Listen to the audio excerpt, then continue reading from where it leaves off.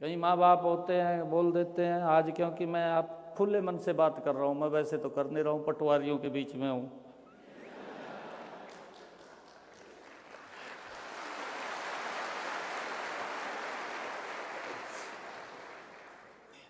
मेरे पास कई आते थे, कहा जी यूँ करे, कहा सरकार का क्या योगदान है इसके अंदर। बच्चा अपनी मेहनत से लगा। मैं कहा अपनी मेहनत से लगा, किसने कहा सरकार का योगदान नहीं है? मैं कहा योगदान तो ये है, मैंने कहा कि एक समय वो भी था, मेरे को मिलते थे, एक बच्चा मेरे को मिला, वो कहने लगा जी, कहा मैंने 4 बार इंटरव्यू दिया, मैं टॉप आता था, इंटरव्यू में रह जाता था। मेरा तो कहा मन ही टूट गया था भी भाई ये नौकरी तो कहा बिना सिफारिश के नहीं मिलती, कहा बिना पैसे के नहीं मिलती, भी पैसा भी देना पड़ेगा, सिफारिश भी मजबूत देखनी पड़ेगी, तब नौकरी मिलेगी। परंतु जब आपकी सरकार आई, कहा मेरी एज भी लगभग ओवर होता जा रहा था, मैं मुझे एक चांस मिला, कहा मैंने सोचा भी आपकी बीजेपी की सरकार आई है, बदली है सरकार, और एक इंटरव्यू और देता हूं मैं। उसने खुद मेरे को कहा, हमारे हरियाणा का था, मुझे मिला है, कहाँ मिला है मुझे ध्यान नहीं है। तो कहने लगा कि मैंने इंटरव्यू दिया, और इंटरव्यू दिया, कहा मेरा अपने आप ज्वाइनिंग लेटर घर पे आ गया, कहा मैंने ये देखा है, मैं किसी के पास नहीं गया और मैं सरकारी नौकरी लग गया। ये योगदान है हमारा इस सरकार के अंदर। नहीं तो जो बच्चा जिसके काबिल है, अगर उसको बाहर कर दिया जाए, आपके मन के ऊपर की इतनी पीड़ा होगी, पढ़ने से तो नौकरी नहीं मिलती। अभी की मैं आपको, क्योंकि इलेक्शन चल गया, मैंने ये बात कही थी कि मैं 50,000 युवाओं को नौकरी दूंगा, मैंने स्टेटमेंट दी। लगभग 15,000 युवाओं को मैंने ज्वाइनिंग लेटर दिया। आज ये तीसरा कार्यक्रम आप लोगों का है यहाँ पर। मैंने सबसे पहले तो 7,500 जो हमारे टीचर्स थे उनका इस स्थान पे कार्यक्रम हुआ था, जब उनको ज्वाइनिंग लेटर दिया। फिर 3,500 हमारे डी ग्रुप के कर्मचारी थे, उनको बुलाया था मैंने। आज आपको बुलाया है पटवारियों को। मैंने अधिकारियों को कहा कि पटवारियों से तो मैं विशेष बात करूंगा, क्योंकि सरकार का एक बड़ा चेहरा है।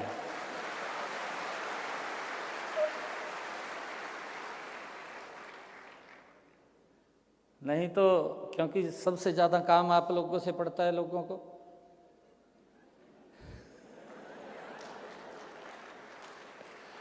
हमारे पर लोग आके कहीं जा, कहा पटवारी तो मिले नहीं, इसका कुर्सी के ऊपर ही नहीं है। आप लोगों को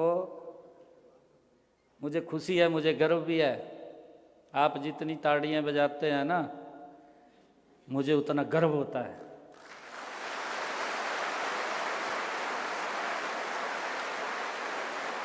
कि ऐसा आज ऐसे युवा साथियों के बीच में हूं, जो सरकार का एक चेहरा होते हैं। मैं आप सबको बधाई भी दूंगा, और हम सब ये संकल्प भी लेकर के जाएं। हमारे यहाँ पर अभिभावकगण भी बैठे होंगे। अभिभावकगण कितने आए हैं? अभिभावकगण आए आपके साथ, माँ बाप आए हैं? अच्छा, पटवारी बुलाए।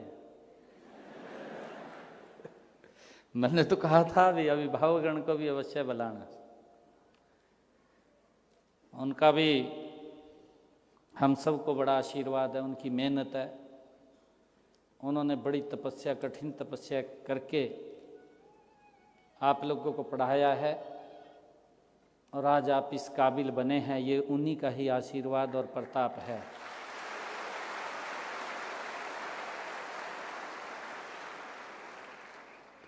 मैं ये चाहूँगा, क्योंकि आज से आप ट्रेनिंग पे चले जाएंगे, और ट्रेनिंग पे जाएंगे, उसके बाद अपने अपने कार्य को भी आप संभाल करेंगे। क्योंकि हमने जिस अपेक्षा के साथ कि सिस्टम को ठीक करना है, सिस्टम को सुधारना है, मैं आपको एक और बात बताता हूं, खुद मैं अपनी बात बता रहा हूं। मेरा एक भतीजा MBA कर रखी, BSc कर रखी, वो मेरे पास आ गया का कहीं लगवाए थे। मैं कहा यार इतना खुला चल रहा मामला, किसी को कहने की जरूरत नहीं, तो मेरे पास क्यों आया? मैं कहा आप पेपर दो, मेहनत कर, लग जाएगा तो अपने आप। नहीं तो स्थितियां ये रहती थी, अखबार में पहली हेडलाइन बन जाती कि फलाने मंत्री का बेटा इस नौकरी पर लग गया। बन जाती है नहीं बन जाती? पहले ही हेडलाइन बन जाती। और जितना रिजल्ट आवा था लोग देखेंगे भाई यहाँ लग गया भाई, कहा तो आप लोग, जो गरीब व्यक्ति था, जो पात्र व्यक्ति था, वो छूट जाता था, वो नहीं लगता था। परंतु सरकार ने कितना स्टैंड इसके ऊपर लिया है। मैं आज आप लोगों से एक संकल्प लेने के लिए यहां पर आया हूं कि जहां पर भी हम बैठे ट्रांसपेरेंसी से काम करें। हम वो सरकार का चेहरा है कि सरकार आपके माध्यम से लोगों को दिखाई देती है कि ये सरकार बैठी है हमारी। कोई दिक्कत ना आए। हमने इसको ऑनलाइन किया है, अब दिक्कत ऑनलाइन किया है कि लोगों को घर बैठे ही सुविधा मिले। हमने जो CSC केंद्र हैं उसके अंदर भी जाकर के अगर किसी को फर्द लेनी है, फर्द वो ऑनलाइन निकलवा सकता है, घर बैठे निकलवा सकता है। परंतु फिर भी अगर किसी को कोई आपसे हेल्प के लिए आया है, कोई किसी को आपकी हेल्प की आवश्यकता है, आप अपनी कुर्सी से खड़े होकर के उसकी हेल्प कीजिए। आपका कितना सम्मान वो करेगा। इतने हमारे यहाँ के हरियाणा के भोले लोग हैं, परंतु जब उसको कुर्सी के ऊपर वो दिखाई नहीं देता, फिर हमारे पास भी आकर के बोलता है, कहा भाई पटवारी तो बैठता नहीं है, कहाँ रहता है, कहाँ नहीं रहता। इस बात को हम जरूर सुनिश्चित करें और ये संकल्प लेकर के जाएं कि हम ट्रांसपेरेंसी से, ईमानदारी से, कई प्रकार के दबाव भी आते हैं। आपके पास किसी अधिकारी का भी फोन आ जाएगा, किसी विधायक का भी आ जाएगा, मंत्री का भी आ जाएगा, कहा भाई यूं कर दे। कहा मैं अभी आपको एक बात बताना चाहता हूं, मेरे पास एक DC का फोन आया। वो कहने लगे, कहा मंत्री जी यूं कह रहे हैं BA कर दे। मैं कहा भी गलत न करिए, कभी तो जेल में चले जा। मैं कहा बंदे स्पष्ट गया, आपको अगर दिक्कत है मेरे को बताओ। मैं कहा मैं बात करूंगा ना मंत्री से, भी गलत क्यों करवा रहा, गलत काम नहीं करना। ये तो संकल्प कर लीजिए। मेरा आप लोगों से आग्रह यही है, आप सरकार का चेहरा हैं। बहुत सारे आपको प्रलोभन भी आएंगे, आते हैं, धक्के तो जेब में डाल जा। कहा जी मैं तो वैसे ही दे रहा, मेरा काम कर दिया तन्ने। भाई तेनू क्या जरूरत पड़ रही है देने की, कहते। इस बात से हमने सचेत रहना है, किसी के दबाव में नहीं आना, किसी के ऐसे उसमें भी नहीं आना। कहते भी चाह पी जाता मेरी अर्थ जा, कहते अपने घर, कहते तेरा काम हो गया। कहते ईमानदारी से मेरा आग्रह है आप लोगों से कि हम ईमानदारी से आगे बढ़ें और ईमानदारी से ही हम लोगों को सेवाएं दें, जिससे कि लोगों का जो पीछे एक अविश्वास उठ गया था, उस अविश्वास को विश्वास में बदलने का काम अगर कोई करेगा, ये मेरे 2605 पटवारी हैं, वो उसको बदलने का काम करेगा।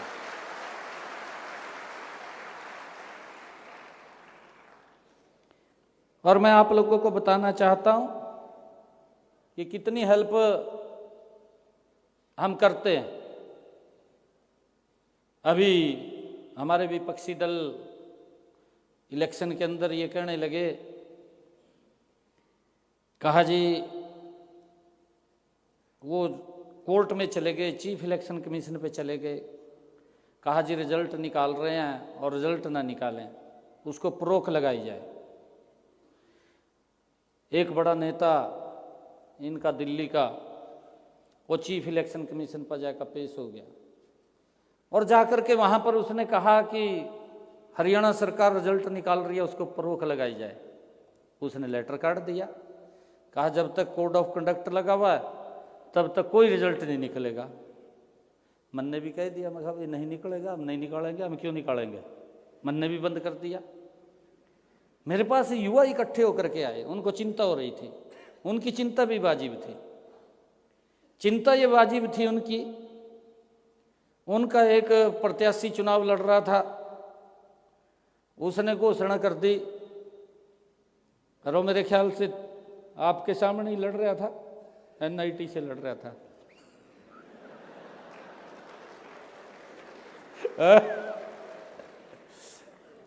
वो कहने लगा, कहा जी 2 लाख नौकरियां मेरे हिस्से में 2000 रही, कहा मखाइयो मारा का नाश हो युवाओं का। एक और कहने लगा दूसरा, और कहने लगा, कहा जी मेरे को 50 वोट दो, मैं ठूले के 50 वोट के ऊपर 1 नौकरी दूंगा। एक ने घोषणा करी, एक और उससे आगे निकला, वो ये कहने लगा, कहा जी मेरे को वोट दो, कहा मैं ठूले के अनुसार नौकरी दूंगा। कितनी युवाओं को चिंता हुई। चिंता वही होगी भी 2014 से पहले जो स्थिति थी वही स्थिति बनेगी, भी नौकरी नहीं। और मेरे पास इकट्ठे होके आगे काफी संख्या में युवा, और कहने लगे, कहा जी रिजल्ट निकाल दो। मैं कभी रिजल्ट तो नहीं निकाल सकता, परंतु मैं एक वायदा आपसे करता हूं। उन्हीं के बीच में मैंने कहा, युवा साथियों के बीच में कहा कि मैं आपसे एक वायदा करता हूं कि 8 तारीख को जब रिजल्ट आएगा मैं ज्वाइनिंग लेटर आपको पहले दूंगा, बाद में मैं शपथ लूंगा। मैंने ये बात कही और मुझे इस बात की खुशी भी है, मुझे इस बात का गर्व भी है कि मैंने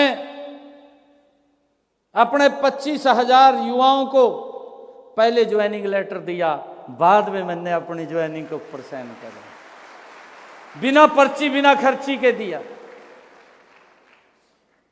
किसी का कोई 5 पैसा नहीं लगा।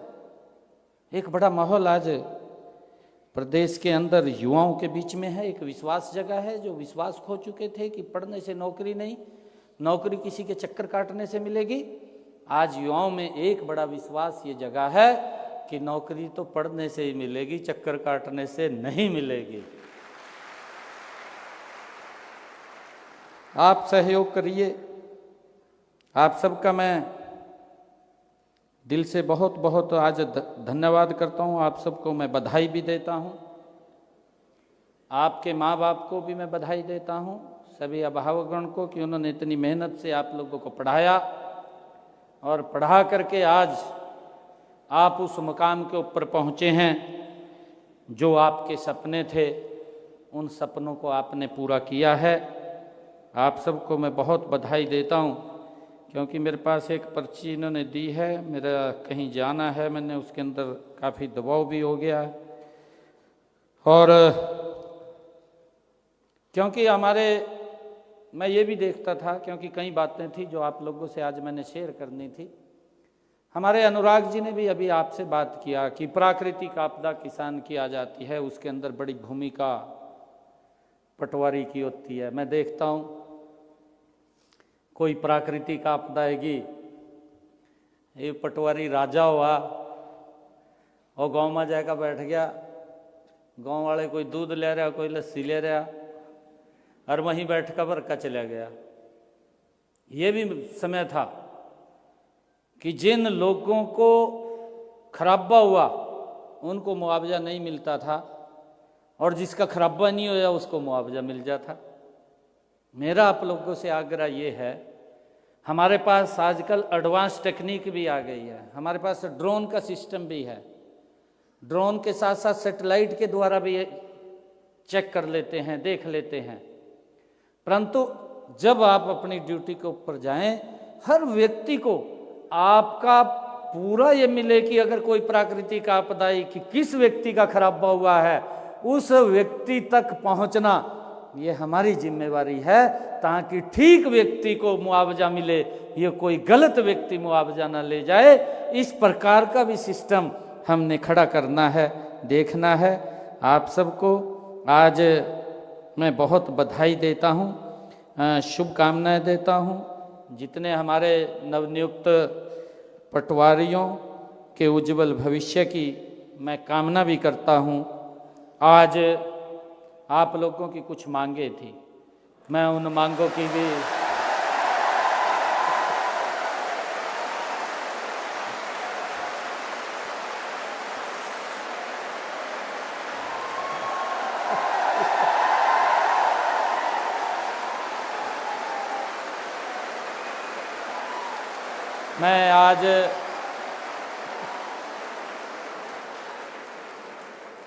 मैं यह घोषणा करता हूं कि पटवारी के पद पर पहले जो ट्रेनिंग थी वो 1.5 साल की थी, अब उसको 1 साल कर दिया जाएगा।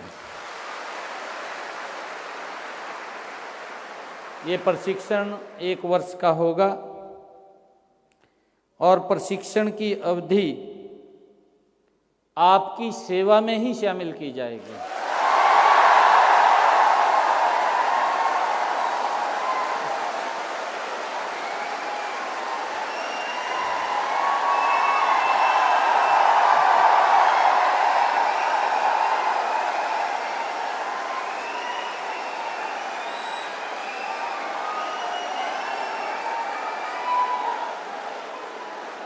जिस दिन आप ज्वाइन करेंगे,